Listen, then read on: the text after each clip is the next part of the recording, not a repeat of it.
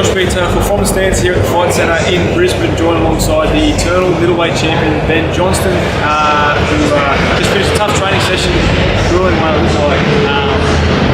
First of all, thanks for having me here. You guys have got a amazing setup. Before we touch on you, I want to know the community you guys have built is pretty incredible, and especially the online presence that you guys have. When anything gets mentioned about you or anyone at the Fight Centre, the amount of support that comes through comments, stories, shares, and that sort of stuff that you guys are really behind one another. It's something I've noticed, especially after the last fight, that when we make a post and mention you and that sort of stuff, the amount of support that there's not any other gym I've seen on the Gold Coast or in Australia. How did that begin? Where did that sort of sense of community develop? Was it the people? Was it the environment? How did that sort of come? You're probably talking about, I'm assuming you're referring to everyone going, Dana White, Mick Maynard, yeah. And I just said to the guys in here, like, I said, look,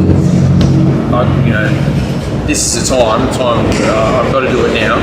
Wait any longer, it's not going to happen. And I've got to shoot my shot. So if you guys can help me out, I just said in the gym, I said, hey guys, tag away, like it, tag, whatever, do whatever you want. And I was expecting like a few people, but people just gone to town. They've just been absolute pests on it, which is perfect. Because it needs to be that way, man. You need to show that people care about you, otherwise they don't have to bring you on, because there's so many fighters and so many guys even in this region that are trying to get on. How do you stand out? So, I can't thank the gym enough. The guys really got behind me. After the last fight, injury to your foot, how's that feeling up?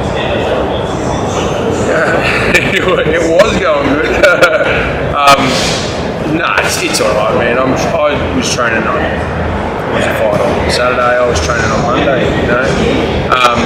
Just working around it because on the side, man, you always got something. So if I stop for every little injury, every little niggle, I wouldn't be able to train. It's all good. I'm not kicking full power or anything like that, but I am throwing some kicks. Every now and then I'll actually kick someone in an elbow or something, and that'll probably set me back a week or two, which just happened yesterday. But no, it's all good. Obviously, we spoke about it a little bit. Where are some things that have they spoke to you? Have they said, hey, keep an eye on you, this is the way to go about it? Has there been any sort of dialogue from, not just about Perth, but in general? Because I think, like we talked about, obviously UFC 304 got announced today, so there's still some time. I don't think there's a rush to feel like there's a lot of on that card, or fit on that card perfect. In terms of dialogue from the UFC,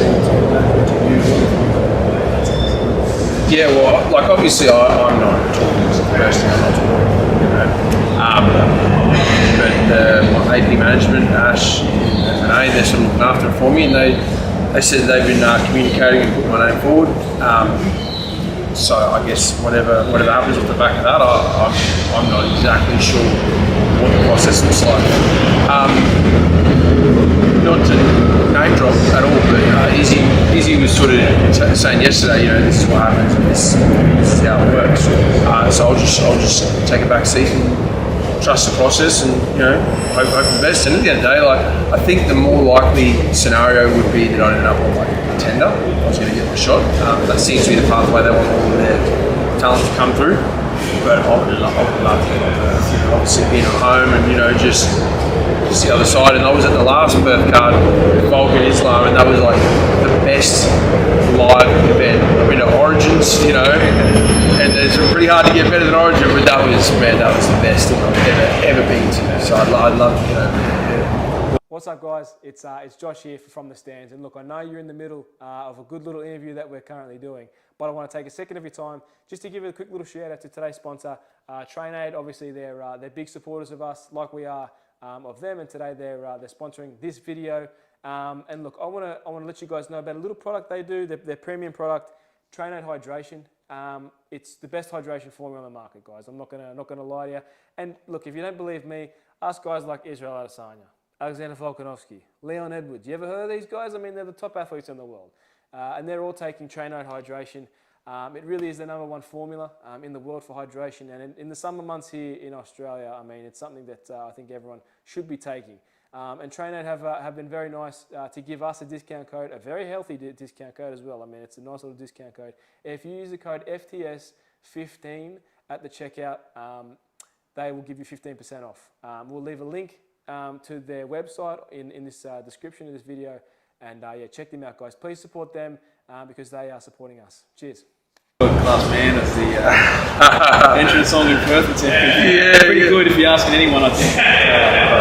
That would do well. What is the status in terms of, has there been any dialogue? I know you've got March. What's the status with the tournament? Because I know the plan was to, winning the belt was to at least it's a big part of getting to UFC. What that UFC favours that very well being a champion of the organisation. What's the status with the tournament weight title? Have you talked about potential fight? Where's that sort of? Yeah, no opponents or fights or challenges been mentioned as such.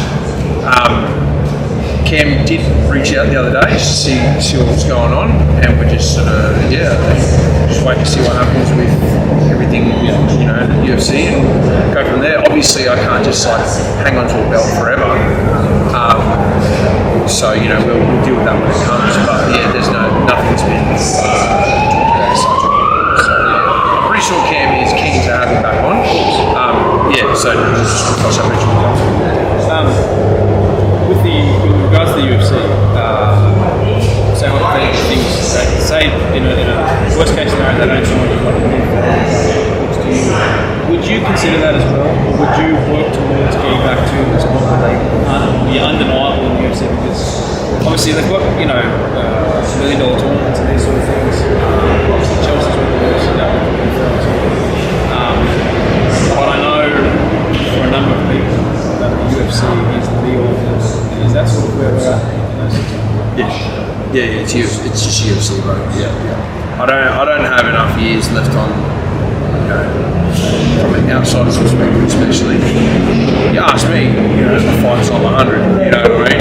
But if on paper, if your powers that be that are going to sign somebody, and I went over to PFL and whatever, did my thing over there for a couple of years. By that time, man, I'm too old on paper, So it's just this is the way. This is what I always said I wanted to do, and I'll work towards that. And if it's not that, I'm not going to chase something else. It's just that. And if that doesn't work out, for whatever reason, say I don't get my thing, or I get there and I lose, which could happen. So, I don't plan on losing. I think I'm good enough, but. You don't know, right? People get caught and whatever. I've got this, so I'll come back to this. But until that door is completely shut, I'm all in on it, eh? Does that make it easier to chase that dream when you know I think a lot of guys, this is their plan A and they've got no plan B. And not saying that I do agree with that, saying that you've got to have your chips stuck on. But it is also a smart thing to have a backup plan. It's not that there's something backup plan, right? If things don't work out, you're never going to be in trouble financially. Does that make it a lot easier for you?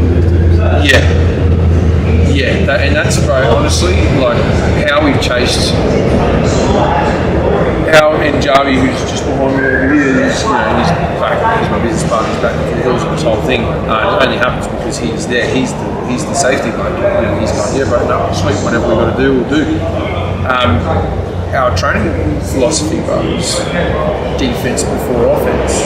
And basically have the safety that you can go in and attack make an attack or make an offensive move, knowing that if it fails, that defensively you're going to be sweet. And it's the same. It's exactly the same with this, bro. If you're an acrobat, are you more likely to attempt your somersault if you've got a safety net, or if the ground you got the half crowd underneath you. You know what I mean? So that's the way I look at it. I'm going to shoot my shot. You know, and if it fails, so what? I just come to this. Then I'll go all in and I'll give it everything. If it fails, I feel like that allows me to be a lot more free with my attempts. Be more free with my career. Just go, no, let's go, let's have a crack, let's see what happens, let's just go for it and not be worried about, if I lose this one, this is not going anywhere, man. This team that I got, like the professional fight team we got over there, they're not going anywhere, you know what I mean? So, yeah, no, I believe it's been a huge advantage for me. Fatal was a big one. Yeah. Mate, you seem to be starstruck. I grew up, I'll be honest, I sort of caught on to Fatal. I became a fan of mixed martial arts and combat sports in 2010, 2009. Brock Lesnar being Frankie, was sort of my introduction. But Fatal was obviously around a long time before that, right in those days. What was that like, being Fatal? Well, bro, like it's funny because I met a lot of UFC athletes, but they're all the same age as me. They're all guys that you sort of grew up at the same time as, you know, so they're all like, yeah, everyone's the same age. And in fact, I'm older than most of them. You know what I mean? So I'm not really starstruck by any of them. And then Fatal, I was 15 watching Fatal, which is, you know, ice dudes. And then I saw him and I was like, because I was with Chelsea and Jake Harden at the time, and we're like hanging out. And Fatal walks in the room and I was like, I just kind of went like this. Like shook his head, and he looks like a super villain. He's just got like scars all over his head, and yeah, no, he was mad. And then we seen him again a couple of days later, and he just like come over and had like not a very good conversation because he doesn't speak English very well. And then happened to be when I was taking a deuce, he was in the bathroom next to me. I was like, oh, this is like a dream of mine. I saw your story and I laughed so hard. Yeah, man, that was really cool. Yeah, he's the man, eh? So, Pleasure, thank you for having me again, I appreciate it. Thank you for your time. I know I speak for everyone watching this and everyone